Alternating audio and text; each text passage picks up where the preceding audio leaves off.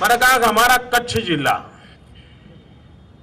जो कभी negative growth वाला था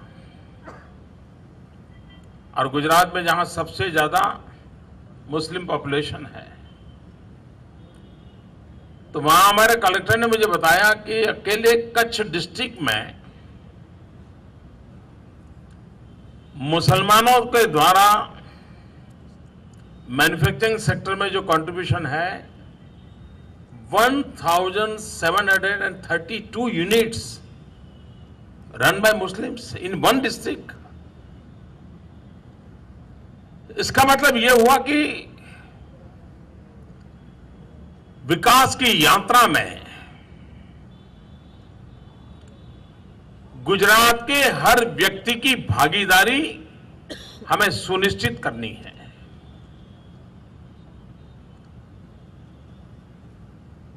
जहां भी जिसकी शक्ति है, इच्छा है, उन सबको विकास की यात्रा में जोड़ना है।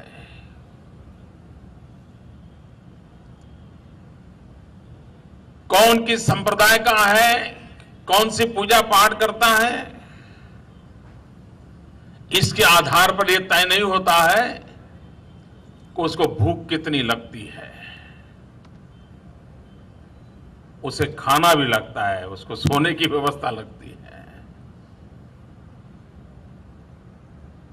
वो विकास करना चाहता है, वो गरीबी के सामने जूझना चाहता है। अगर हम उन व्यवस्थाओं को विकसित करने में सफल होते हैं तो एक तंदुरुस्त समाज बनता है, एक हेल्दी सोसाइटी निर्माण होती है। हमने जब ज्योतिग्राम योजना शुरू की, 24/7 गुजरात के गांव में बिजली दे रहे थे, तो उसके साथ हम क्या कर रहे थे, जब उसका इनॉग्रेशन करते थे वहां एक बहुत बड़ा मेला लगाते थे। मेला क्यों लगाते थे? मेला इसलिए लगाते थे कि कहीं लोग ये ना समझे कि 24 घंटे बिजली मतलब लट्टू चालू करना है या टीवी चालू करना है या पंखा चलाना है। ये 24 घंटे बिजली सिर्फ सुख सुविधा के लिए नहीं है। 24 घंटे बिजली आर्थिक विकास के लिए एक बहुत बड़ा इनपुट बन सकती है। सालों तक गुजरात की छवि एक ट्रेडर की छवि रही। हम एक ट्रेडर स्टेट के रूप में जाने गए, और वो ट्रेडर स्टेट के रूप में जाने गए, उसके कारण क्या हुआ, हमें कभी ये विचार ही नहीं आया कि हम इससे बाहर निकल सकते हैं। करीब करीब हमारी एक सदी एक ट्रेडर के रूप में गई है। एक जगह से माल लेना, दूसरी जगह पे बेच देना, और बीच में जो कुछ भी मिला उससे गुजारा कर लेना। पिछले 20 सालों में गुजरात के अंदर मूड बदला है, और मूड बदलने के बाद गुजरात एक मैन्युफैक्चरिंग सेक्टर में एंट्री कर रहा है। लोगों का आश्चर्य हो रहा है कि जिस राज्य के पास रॉ मटेरियल नहीं है, आयरन ओर नहीं है लेकिन स्टील पैदा कर रहा है, कोयला नहीं है लेकिन बिजली पैदा कर रहा है, पानी नहीं है लेकिन एग्रीकल्चर में ग्रोथ कर रहा है, तो लोगों को आश्चर्य हो रहा है कि ऐसा कैसा राज्य है कि जिसने अपनी जो एंटरप्रेन्योर स्किल थी उसको आज एक मैन्युफैक्चरर स्टेट में कन्वर्ट करने के लिए उपयोग में लाया, और आज देश के अंदर बहुत बड़ा कंट्रीब्यूशन करने वाला हमारा राज्य बन गया। हमारी कोशिश यह है कि हमें ग्लोबल मार्केट को एड्रेस करना चाहिए। ब्रांड इंडिया की ओर हमारी कोशिश होनी चाहिए। और अगर ये करना है तो यहां जब व्यापारी जगत के लोग आए हैं, मैन्युफैक्चर वर्ल्ड के लोग आए हैं, हम लोगों की पहली शर्त होगी दुनिया के सामने टिकना है तो वो शर्त ये होगी जीरो डिफेक्ट प्रोडक्ट। अगर हम जीरो डिफेक्ट प्रोडक्ट की ओर बल नहीं देंगे तो हम दुनिया के बाजार में स्पर्धा में टिक नहीं सकते। रेडीमेड गारमेंट के क्षेत्र में मुसलमान समाज के कई गरीब लोग लगे हुए हैं, लेकिन क्या कारण है कि दुनिया के बाजार में रेडीमेड गारमेंट में आज हिंदुस्तान अपना लोहा नहीं मनवा रहा है? क्या कारण है? क्या कमी है? क्या कारण है कि बांग्लादेश जैसा छोटा देश जहां पर गरीबी है लेकिन रेडीमेड गारमेंट में वो आज हिंदुस्तान से आगे निकल रहा है। यहां इस क्षेत्र से जुड़े हुए लोगों से मेरा आग्रह होगा, हिंदुस्तान का कॉटन, खास करके गुजरात का कॉटन, दुनिया के बाजार में अच्छे खासे दाम लेकर के बिकता है, हमारे किसान को मुनाफा होता है। और अगर कभी भारत सरकार एक्सपोर्ट पर प्रतिबंध लगा दे तो हमारे किसान को रोने की बारी आती है। 2 साल पहले उन्होंने लगा दिया था, 7,000 करोड़ रुपए का घाटा हमारे कॉटन गोबर किसान को हो गया। लेकिन हम चाहते हैं कि सिर्फ कॉटन गोबर हमारा एक्सपोर्ट हो, हमारे गरीब का भला नहीं होगा। हम चाहते हैं कि वैल्यू एडिशन हो। गुजरात में कॉटन में वैल्यू एडिशन के लिए इतनी संभावनाएं पड़ी है, और इसलिए मैं हमेशा कहता हूं 5F फॉर्मूला। फार्म, जहां पर कॉटन तैयार होता है, फार्म से फाइबर, फाइबर से फैब्रिक, फैब्रिक से फैशन, फैशन से फॉरेन। अगर हम जहां हमारा कॉटन तैयार होता है वहीं से धागा बने, वहीं से कपड़ा बने, वहीं से रेडीमेड गारमेंट बने, वहीं से दुनिया के बाजार में जाने का हम करें, तो हम मिनिमम प्रोडक्टिव कॉस्ट से हम दुनिया के बाजार के अंदर कॉम्पिटिटिव स्थिति को प्राप्त कर सकते हैं। आज भी हमारे देश में जितना ज्यादा हम स्किल डेवलपमेंट को बल देंगे, उतना ज्यादा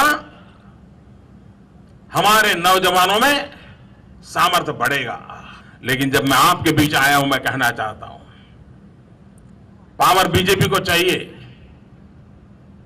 हमें भी सत्ता चाहिए, लेकिन हमें चाहिए सत्ता,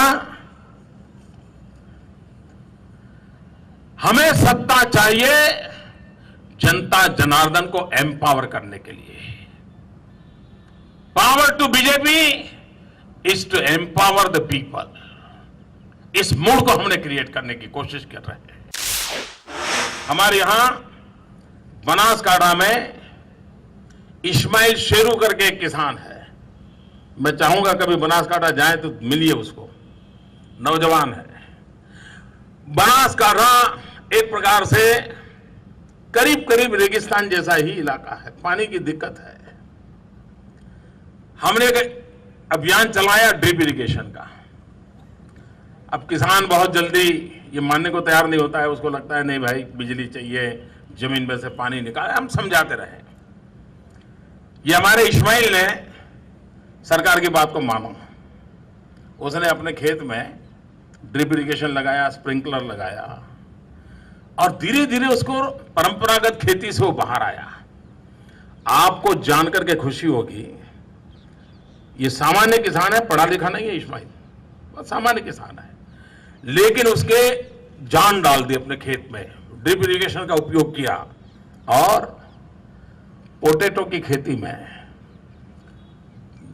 प्रति हेक्टर सबसे ज्यादा पोटैटो पैदा करने का रिकॉर्ड शायद मैं समझता हूं कि कोई ब्राजील या न्यूजीलैंड किसी के पास था, या आई फॉरगॉट किसी के पास था।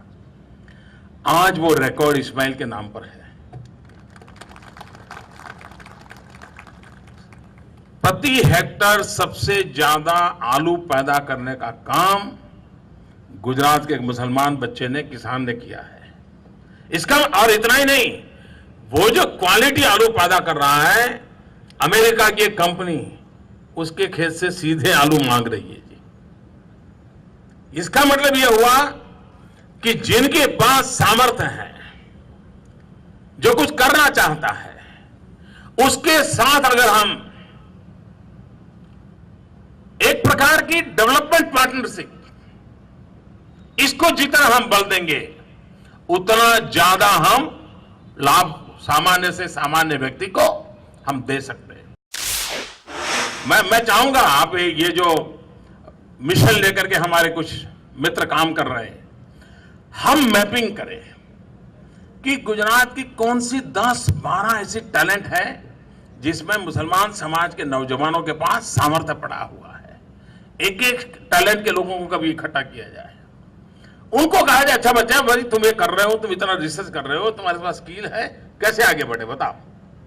मैं आपको विश्वास से कहता हूं मित्रों, ऐसी नई नई चीजें वो देंगे और सरकार उनको मदद करेगी, ताकि वो खुद तो अपने पैरों पर खड़े हो जाएं, लेकिन उनके द्वारा जो उनके टैलेंट का उपयोग होगा गुजरात के अंदर प्रोडक्टिविटी के क्षेत्र में वो नया कंट्रीब्यूशन कर सकते हैं, इस स्थिति में पैदा कर सकते हैं। और इसलिए उनके सामर्थ्य को खोजते हुए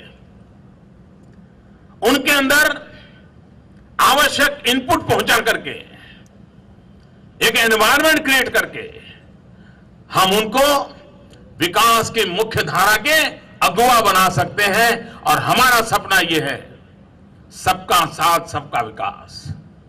अगर विकास भी करना है तो सबका करना है, विकास भी करना है सबका साथ लेकर के करना है, विकास भी करना है सब तक पहुंचे इस प्रकार का विकास करना है, विकास भी करना है सबकी भलाई के लिए करना है।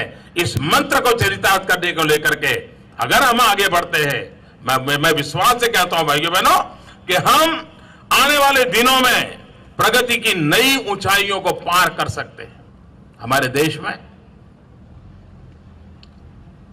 जब मैं विकास की बात करता हूं, मैं एक विजन की चर्चा करता हूं, तो मैं इन 4 बातों पर बल देकर के काम करता हूं। और जिन 4 मूल बातों को लेकर के हम आगे बढ़े हैं, वो एक है सिक्योरिटी, दूसरा है इक्वालिटी। सिक्योरिटी भी चाहिए, इक्वालिटी भी चाहिए, समानता चाहिए। Security, equality, prosperity and equity, इन 4 मुद्दों को लेकर के हम आगे बढ़े और हम हर एक की जिंदगी में एक नई रोशनी लाएं। हम राज्य के विकास के अंदर हर किसी को हिस्सेदार बनाएं और हम नए सपने देख करके नए अचीवमेंट करने के सपनों को पूरा करने के प्रयास की और सबको सामर्थ्य दें। इसी एक अपेक्षा के साथ मैं इस पहले प्रयास को, और वो भी एक एनजीओ के द्वारा किए गए प्रयास का, मैं अभिनंदन करता हूं।